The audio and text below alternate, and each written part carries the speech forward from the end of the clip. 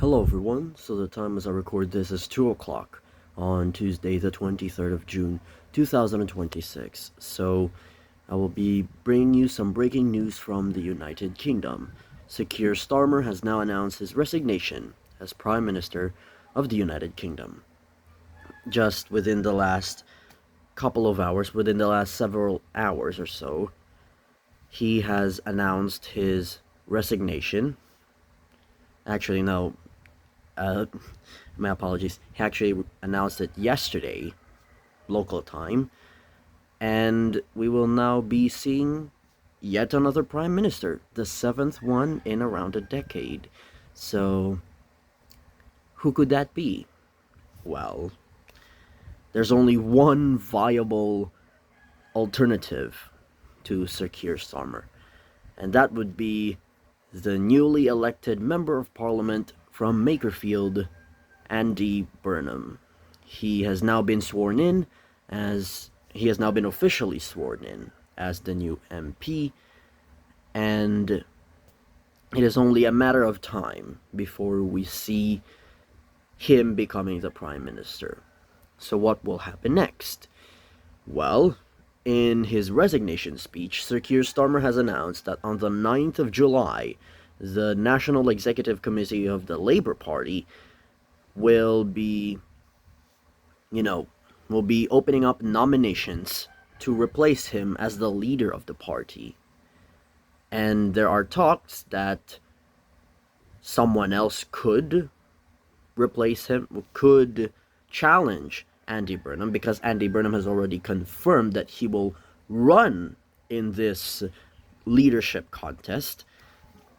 However, there are no real alternatives, and even the other real alternative, Wes Streeting, the former health secretary under Keir Starmer's government, has announced that he will not stand in this leadership contest and is actually endorsing Andy Burnham.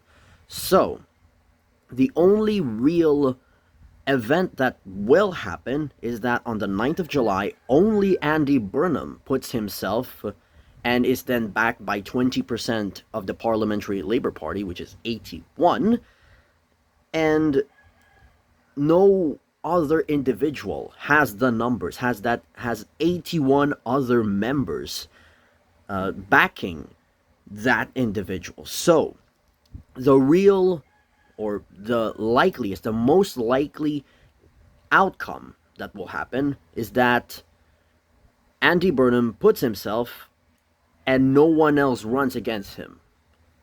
That means what could happen, or what might happen, and what's the most likely to happen, is that a coronation occurs. Coronation meaning only one person puts himself and is backed by the 81 members of parliament, by 81 members of the Parliamentary Labour Party, and no one else is running against that individual. So there's no leadership contest, just Andy Burnham straight into number 10. That's called a coronation, since no one else is running against him. The other possible alternative is that someone else runs against him. Maybe Wes Streeting will change his mind. Maybe Keir Starmer will run again, which is highly unlikely, but we'll see. What other alternatives? Well, someone else, a dark horse maybe. Angela Rayner, and Ed Miliband, Shabana Mahmood, if I could, say that. Maybe the Chief Whip, Jonathan Reynolds, I think his name. The Chief Whip, Jonathan Reynolds.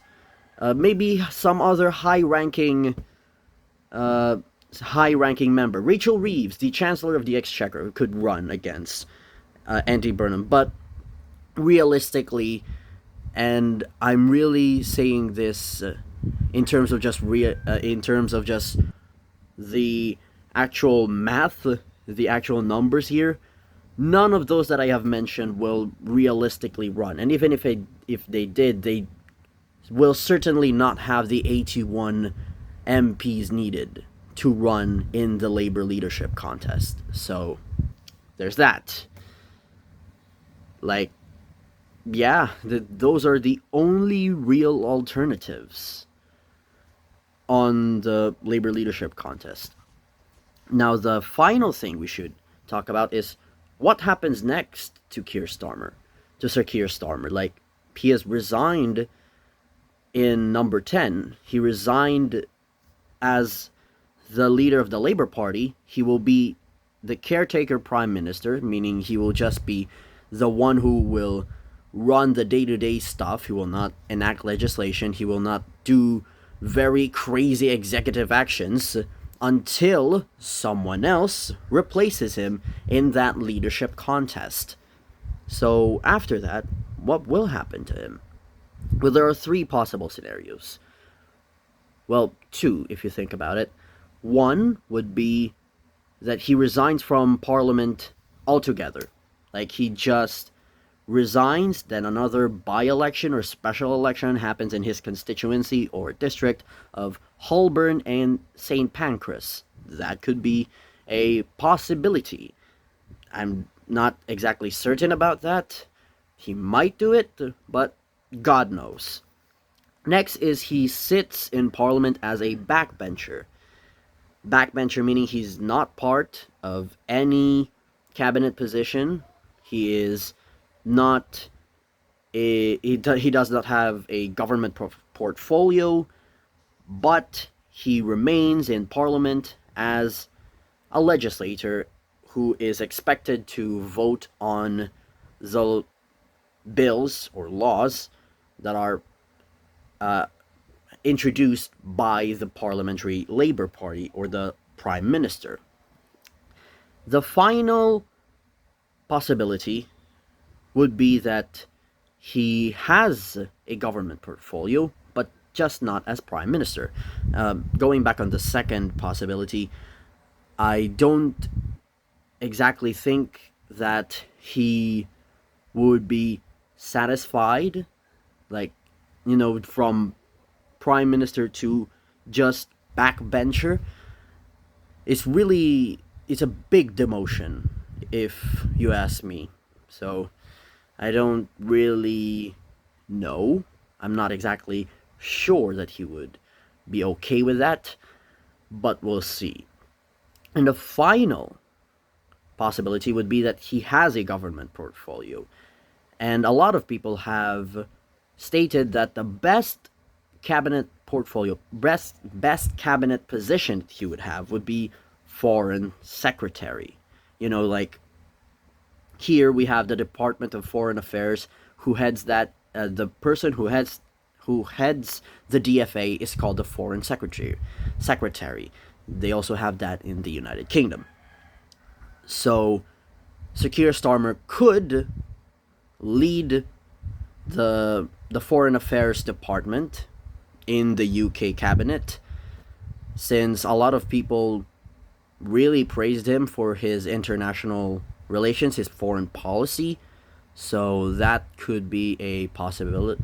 That could be the most likely thing, just so the Parliamentary Labour Party wouldn't put itself in yet another era of factional infighting. Just to calm things down, just put Sir Keir Starmer as Foreign Secretary, just so everyone will chillax. That is it for now. Thank you so much for watching, and I'll see you in the next video. Bye bye.